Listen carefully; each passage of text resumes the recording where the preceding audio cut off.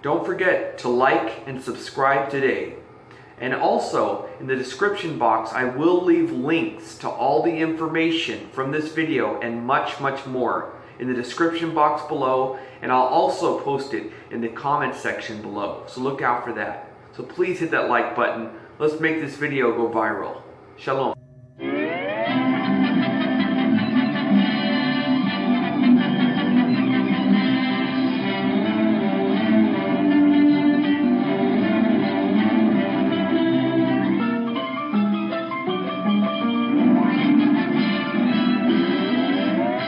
The easiest way to debunk this fake movement claiming to be us is with Deuteronomy chapter 32 verses 26 through 27.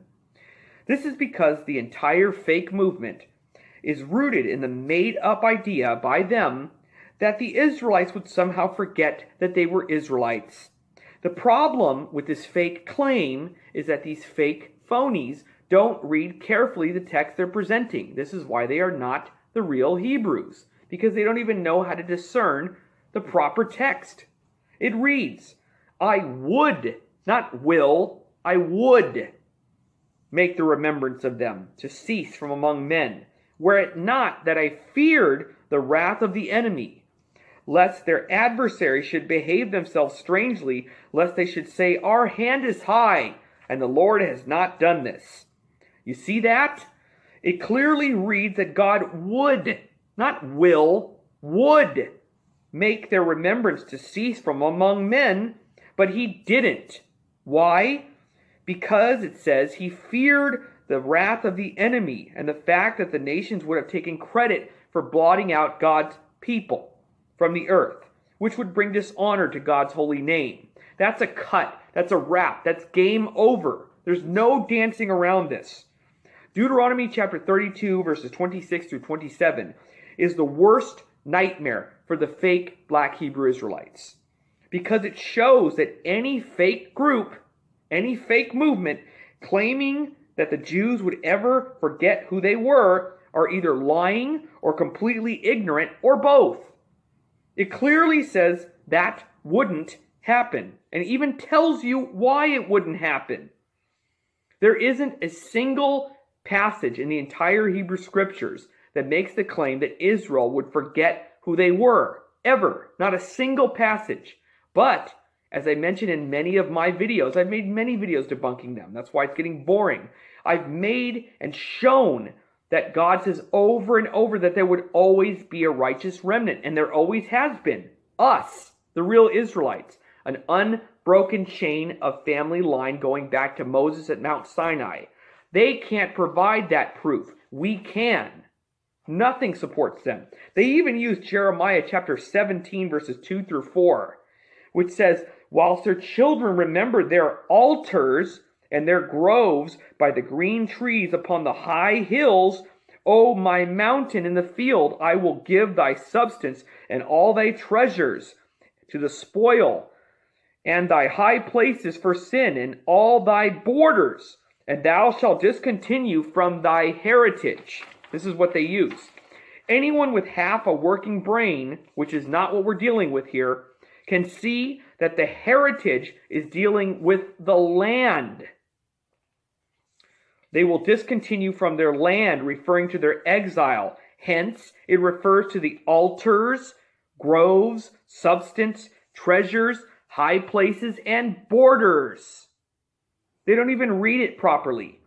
It doesn't say a word about them forgetting they were Jews. Not only that, if it was dealing with their ethnic identity, which it's not, which it clearly isn't, it would contradict Deuteronomy chapter 32, verses 26 through 27.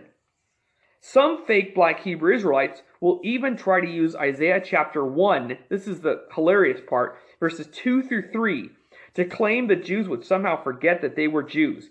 This just shows how desperate they are to promote this made-up fairy tale, because aside from the fact that it's merely dealing with the Israelites rebelling against God, Isaiah chapter 1, verses 2 through 3 isn't even a prophecy.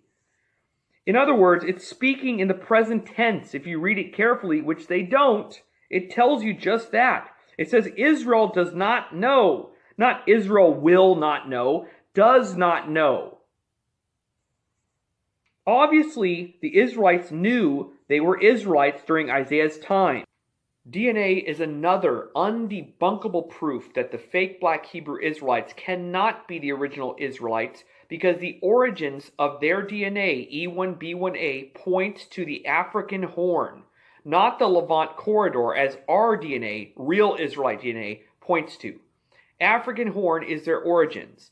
Now the Ethiopian Jews, who we are all close to, as well as the Lemba African Jews, they as well are very close to us. They themselves prove their lineage is through conversion. They don't even claim to be the original Jews, original Israelites. They say they are of their father Kush. Both of them proudly say of our father Kush. Yet African Americans here in the United States claim, no, we are the Israelites. Again, their DNA proves otherwise. Some of the fake black Hebrew Israelites grant that E1B1B is a Hamitic Kushite haplogroup. They have no choice because, like I said, since Ethiopians are E1B1B, and we know biblically that they are Kushites, what they don't realize is that admitting E1B1B is a Hamitic Kushite haplogroup, they are unknowingly admitting that E1B1A is also a Hamitic haplogroup, Kushite origins as well. Why? This is because E1B1A and E1B1B are sibling haplogroups, hence the A and the B at the end. That is, they branched off from the same parent haplogroup, which is E1B1. You get it? Another problem for the fake black Hebrew Israelites is that we now have Canaanite DNA. Did you know that? Oh, of course not, because they don't research this stuff. DNA evidence shows that modern Lebanese people share 90% of their DNA with that of 4,000-year-old Canaanite DNA blood.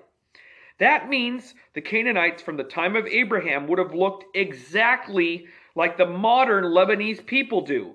In fact, this also shows that ancient Israelites would have resembled modern Lebanese people as well.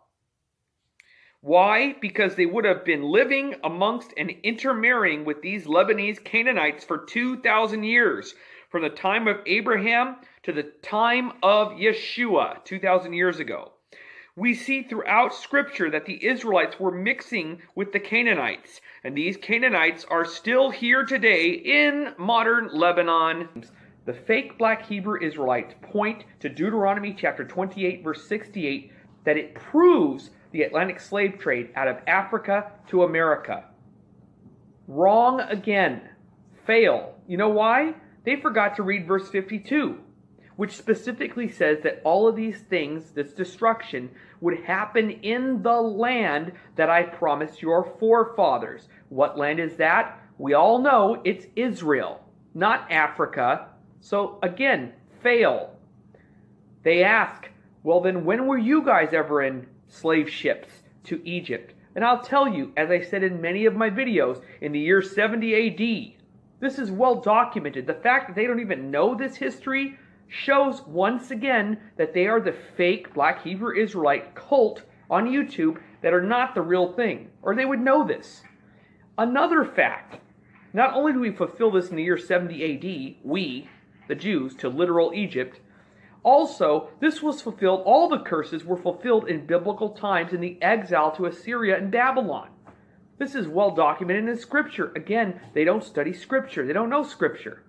So they fail on every single thing that they claim. Next, they try to point to the Ethiopian Jews. I know the Ethiopian Jews. We all know the Ethiopian Jews and the Lemba Jews, and they don't even claim to be the originals. Yet you do. And you are in no way credible like they are. And they don't claim to be the originals. The Samaritan Israelites have never left Israel. They were there when we left Israel, and they saw when we came back. They know who left and who came back. And I'm close to them too. We know each other. So the Samaritan Israelites also debunked your fake phony claims with your fake claim as well about the president of Egypt, which I debunked myself, and I will leave the link to show that the president of Egypt never made this claim. It's fake. Their whole list of claims are fake. Everything they post is fake. So it's no surprise that they would make the bogus claim that the president of Egypt says they left black and they came back white. He said that that was not true. And I have the claim right here. Look in the description box, you'll see. I saved the best part for last. The fake black Hebrew Israelites always say, over and over again, that white on the skin, or leprosy, is a curse. The curse is to have white skin. Really? Well, I saved this for last just for you who's listening.